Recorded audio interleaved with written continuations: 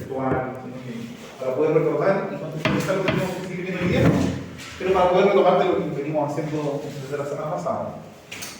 ¿Quién me puede decir? ¿Alguien estudió? Nadie, la verdad. Nadie. No. Yo con los conceptos, profesor, por ejemplo, de lo que era la combustión, digamos, por decirlo así, qué significaba la combustión, cómo se componía la combustión, vimos que tenía reactivos en los productos, de eso se dividían lo que eran los combustibles, componentes y el producto propiamente tal. Ya, muchas gracias.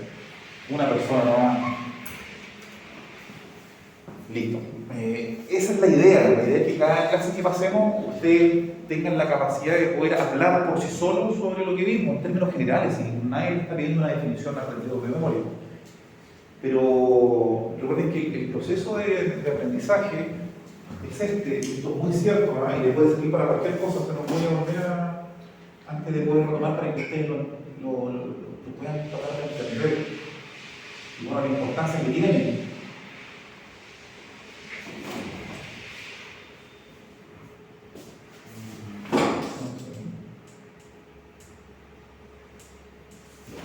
Este proceso de aprendizaje en todo sentido, ¿eh?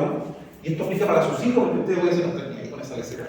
Pero muchos de nosotros tenemos hijos y de alguna manera que ustedes entiendan, no le quiero llamar orden, pero cuando ustedes le dan alguna instrucción y esta puede ser retroalimentada de buena manera por los niños, esto es el proceso. Nosotros aprendemos primero que nada escuchando, y ese porcentaje es lo que nosotros absorbemos en esa práctica. Entonces, eso quiere decir que todas las mentiras que les digan en esta clase, ustedes el 5% van a poder, ¿cierto?, absorber en la clase. Casi nada. Después, si ustedes llegan a la casa a estudiar, o en la semana, pueden alcanzar un 10%, listo, de la totalidad de lo que están leyendo. Y después, si ustedes empiezan a complementar el tema de seguir escuchando, ¿cierto?, y poder visualizar, leer, pueden alcanzar un 20%. Esto no se va sumando, nos vamos olvidando de lo anterior. Después, si ustedes tienen la capacidad de demostrar, como lo hizo el compañero, ustedes pueden alcanzar un aprendizaje de un 30%, solamente hablándolo, explicándolo, aunque sea con el espejo. Argumentando lo que están hablando, o sea, entendiendo de lo que están hablando, lo que yo puedo decir combustión, y qué es combustión no importa, me lo aprendí de memoria. Si yo entiendo lo que estoy hablando y estoy documentándome por sí solo, un 50%. Realizando práctica y finalmente enseñándole a otro. O sea, enseñándole a otro tú puedes tener una capacidad casi del 90% de poder comprender lo que estás haciendo. Entonces eso es importante. Si ustedes le están enseñando algo al niño y quieren que saber si el niño, a través de una retroalimentación, captó lo que se le está enseñando, que él te lo explique. Es una buena práctica. Lo mismo pasa acá. Entonces, la semana pasada vimos todo esto. Y la idea es que tú le eches una mirada y después te preguntes a ver qué entendí de todo esto. O por último tratar de estudiar y preguntar, ¿cuál es la idea? Llegar acá con dudas, ¿sabes que esto no me quedó claro? Pero la idea es parafrasear lo que entendí. Bueno, como para poder respaldar un poco lo que dijo el compañero, empezamos a ver combustión. La primera parte se llama, adelante, buenas tardes, combustión. Y emisiones de un motor de combustión interna. Entonces empezamos a analizar, ustedes nosotros ya sabemos el técnico que es la combustión, ¿cierto? Una reacción química de oxidación, y esa frase ya la sabemos de memoria, donde finalmente un elemento que se llama combustible se oxida. ¿Y por qué se oxida? Porque está en contacto con el oxígeno. Eso es combustión en términos generales, no le vamos a abordar mucho más. Adelante, pase por adelante. Entonces, como nosotros ya sabemos qué es la combustión, tenemos que analizar cuáles son los agentes que de alguna manera están dentro de la combustión. El compañero también lo mencionó. El nombre técnico se llama los reactivos y los productos. Los reactivos es lo que está antes y los productos es lo que se genera después de esa reacción. Dentro de esos reactivos, que son los elementos que de alguna manera están reaccionando, se están uniendo, están fusionándose, está el combustible y el oxígeno. También aprendimos que el oxígeno no es solamente oxígeno, sino que la composición del oxígeno viene dentro de una composición que se llama aire, atmosférico, también conocido como gas. Recuerden que en termodinámica aprendimos la diferencia entre gas y vapor. Es un gas. Y a eso le dimos nombre. Unos se llaman carburantes y otros se llaman comburentes. Combustible y oxígeno. Y conocimos tres tipos de combustible, que son los principales moléculas en las cuales se generan los combustibles que nosotros ya conocemos. que los principales son el nafta y el diésel, y más allá hay algunos combustibles más livianos que son el GLP, el GNB, ¿lo ubican? Gas licuado de petróleo. Exactamente. Y todos esos productos que son combustibles a través de destilación más. Adelante. Con densidades más pequeñas como son los gases. Recuerden que hay un gas que es licuado de petróleo que sale del crudo del petróleo y un gas licuado vehicular que no sale del petróleo, ¿cierto? Ya, pero eso es otra cosa. ¿Cuáles son los combustibles entonces? Carbono, hidrógeno y azufre. Son los tres tipos de combustibles que finalmente a través de ciertas cantidades de moléculas y átomos producen la benzina y el diésel. Eso es lo que vimos. Estoy parafraseando lo que vimos la semana pasada, nos estamos recordando. Después analizamos la composición del aire. Dijimos que el aire está compuesto de oxígeno, nitrógeno y otros gases menores que básicamente se transforman en gases inerte porque no van a servir realmente para una combustión en sí y para generar calor. Entonces, nos reducimos a entender de que el aire está conformado de 21% de oxígeno y 79% de nitrógeno, ¿cierto? Este nitrógeno lo conocíamos como un gas inerte, que significa inerte, que no funciona para poder transformarlo en trabajo. Entonces cuando se mete a la combustión aparece como tal, ¿listo? Como nitrógeno en los productos de la combustión. Lamentablemente hoy en día, por las temperaturas que se están generando adentro de la cámara, porque las relaciones de compresiones van aumentando, y ustedes saben, ¿cierto?, que a mayor relación de compresión es menor el espacio donde se está comprimiendo un gas compresible, valga la redundancia. Por lo tanto, se descubrió hace unos años atrás de que el nitrógeno con el oxígeno son altamente tóxicos, y ahí aparecen los óxidos nitrosos. Lo hablamos la semana pasada. Para los que no vinieron, esto está en plataforma, para que le echen una leída. ¿Listo? Y eso se va a empezar a poder, a poder analizar y a rechazar en las revisiones técnicas con bancos dinamométricos. ¿Y quién es la encargada de poder normalizar ese tipo de gases? Sensor de oxígeno. No. La EGR. Normalizar es porque la recirculación de los gases de escape disminuye la temperatura del interior del cilindro y hace que haya una disociación entre el nitrógeno y el oxígeno. ¿Sí? ¿Qué más vimos? A ver, vimos todo eso, después hablamos de la combustión incompleta e incompleta, y aquí analizamos principalmente de qué se trataba la combustión incompleta en función del combustible o en función del aire. ¿Listo? Y aquí aparecían las mezclas ricas y las mezclas pobres, y ahí hablábamos por ahí de un factor lambda, ¿cierto? ¿Se acuerdan? Ustedes ya conocen el factor lambda, aquí lo vamos a calcular y lo vamos a dar una compresión un poquito más avanzada. Hablamos de algunas causas de combustión incompleta, esto lo vieron en el técnico, y de alguna manera también analizamos por qué, de alguna manera, se dan estas condiciones o combustión incompleta a través de esos puntos que están ahí reflejados. Después analizamos la composición ideal de los combustibles que acabamos de nombrar, que es el carbono, el hidrógeno y el azufre.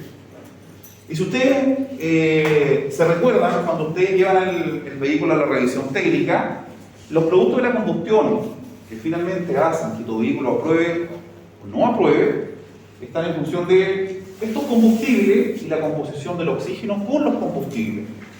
¿Por qué? Porque aquí es lo que me miden. El dióxido de carbono sale en los análisis de gases, pero se representa a través de un valor porcentual, que tiene que estar por alrededor de 15 a 16%. Pero no está dentro de tolerancias para poder rechazarte en la revisión técnica. Pero sí el monóxido de carbono.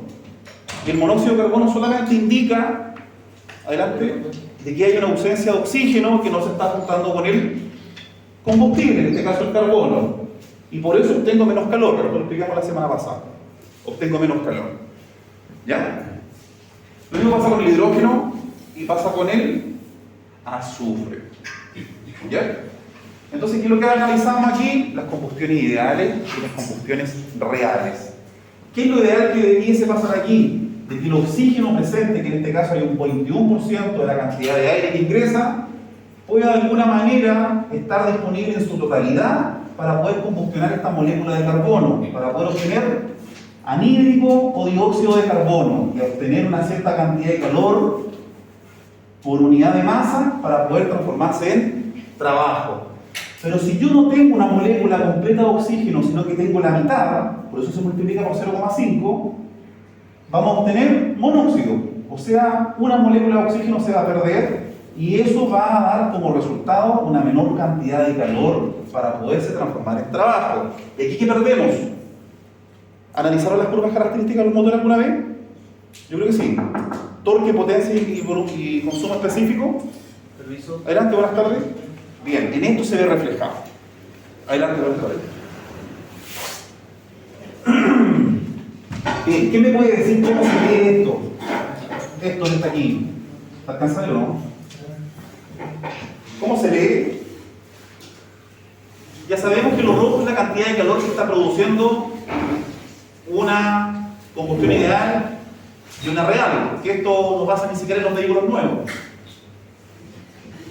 ¿Cómo se lee esto?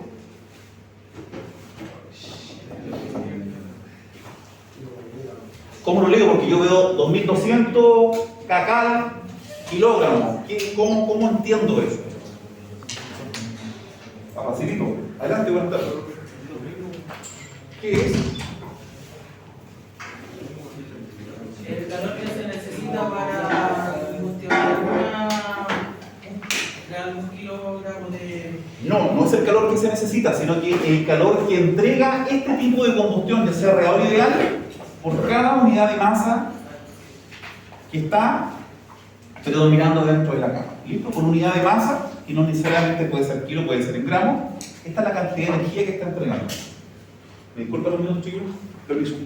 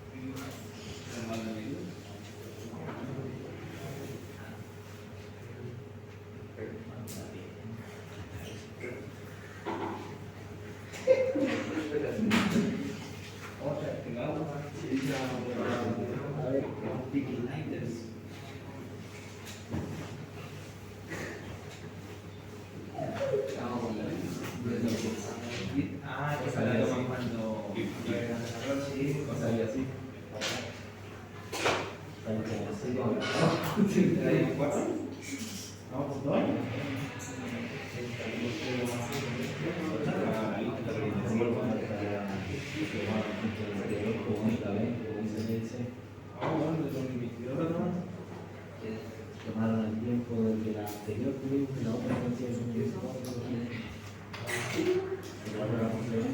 Ya, muchas gracias.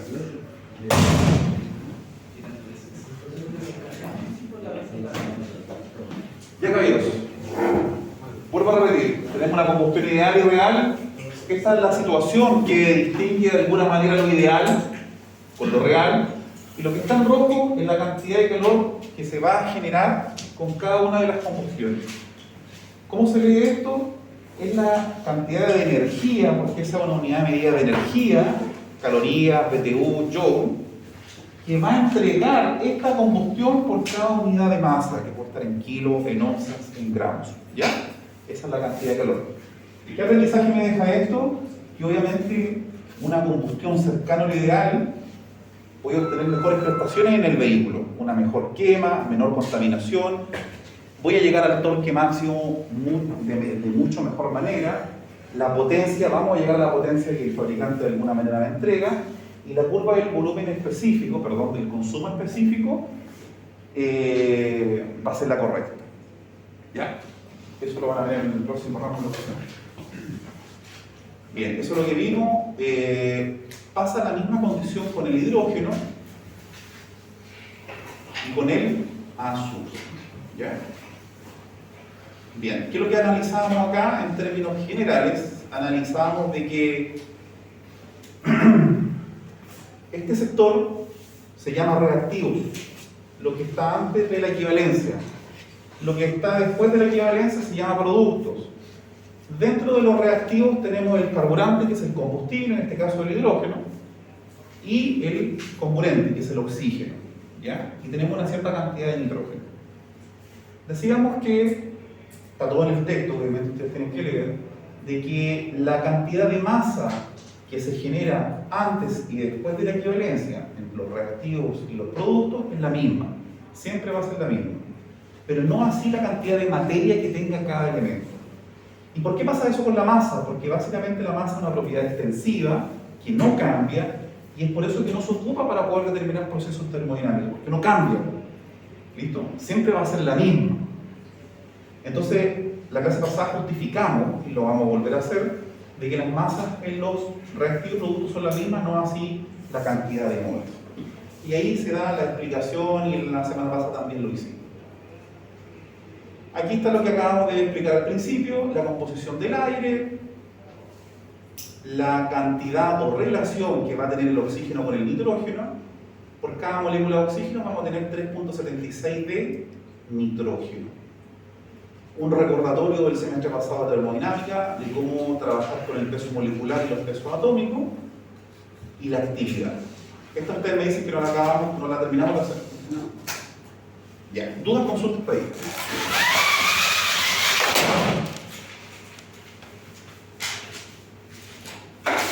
¿No? ¿Muy enredado?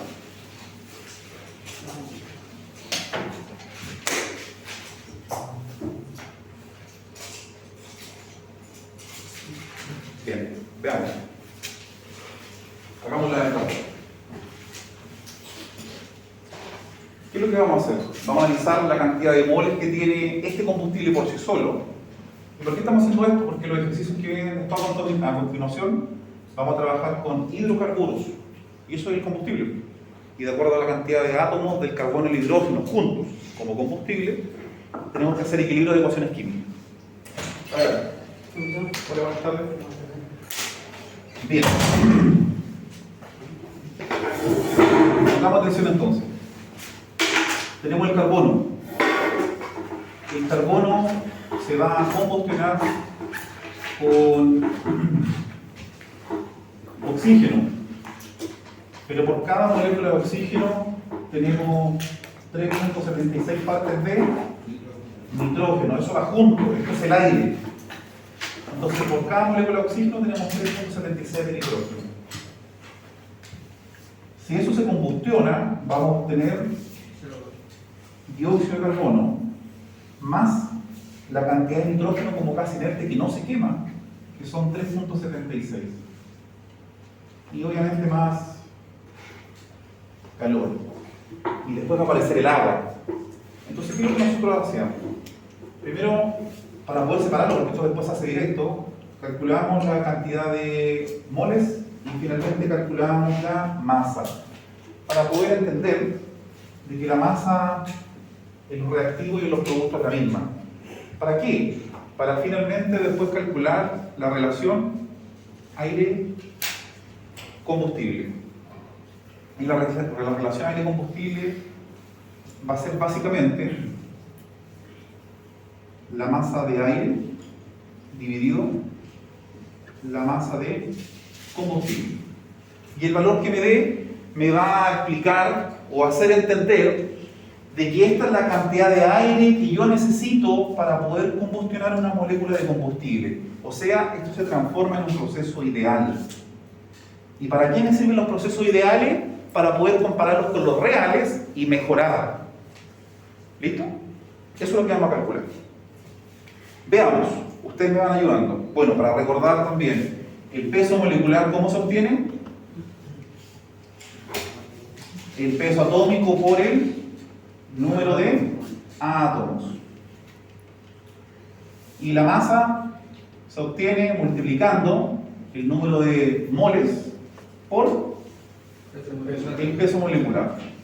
Los valores de los pesos atómicos están un poquito más en la guía, por si no se acuerdan. Entonces, hacíamos esta relación. Lo mismo que hacer con el hidrógeno y el azufre después.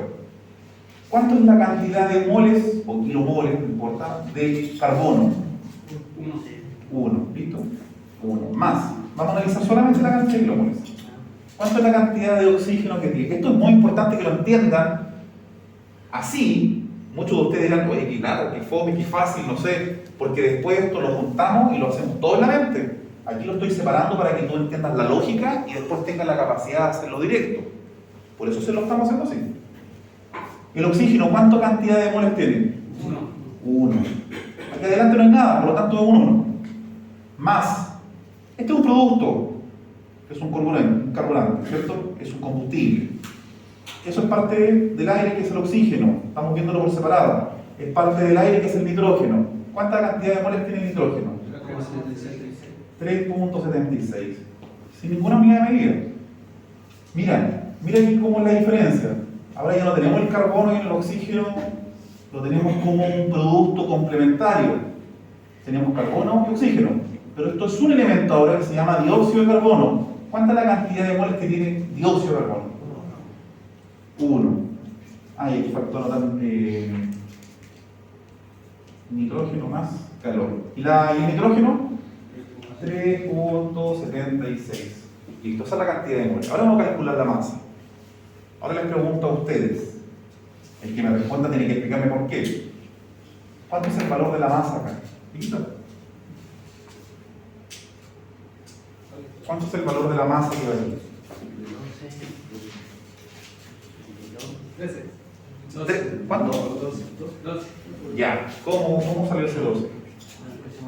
El peso molecular para el número de moles. Listo. Peso molecular primero. ¿Cuál es el peso molecular? 12. ¿Por qué?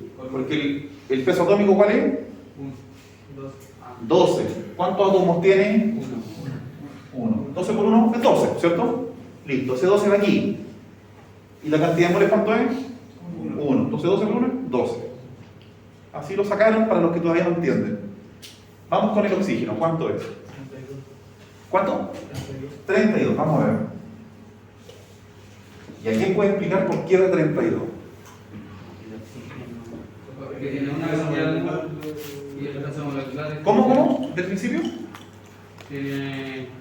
Como cantidad de moles tiene 1 y el peso molecular es de 32.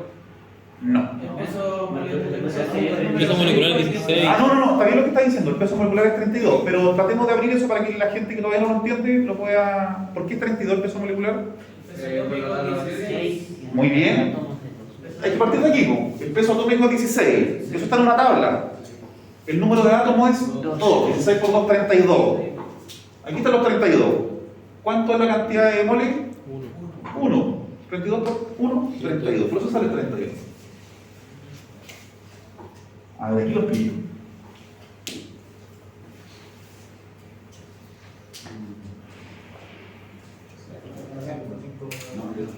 ¿Cuánto? 105. 105,28. 105,28. ¿Por qué?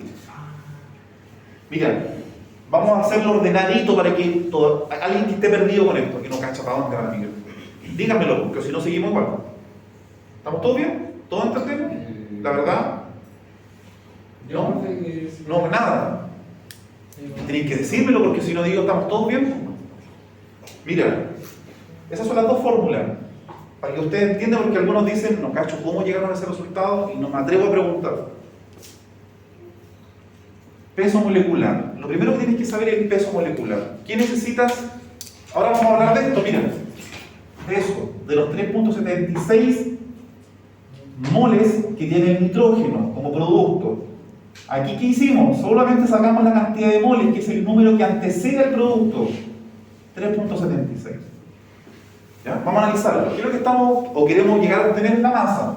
Mira, esto es lo más complicado de lo que hemos visto hasta el momento. Esto es lo que voy a explicar, es lo más así como de la NASA. Peso molecular. ¿Cuál es el peso atómico del nitrógeno? Está en la tabla. Es 14.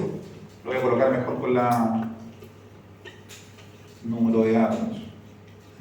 Listo, mira. Peso molecular. Peso atómico. Hay una tabla. es 14, también lo puedes sacar de tablas termodinámicas.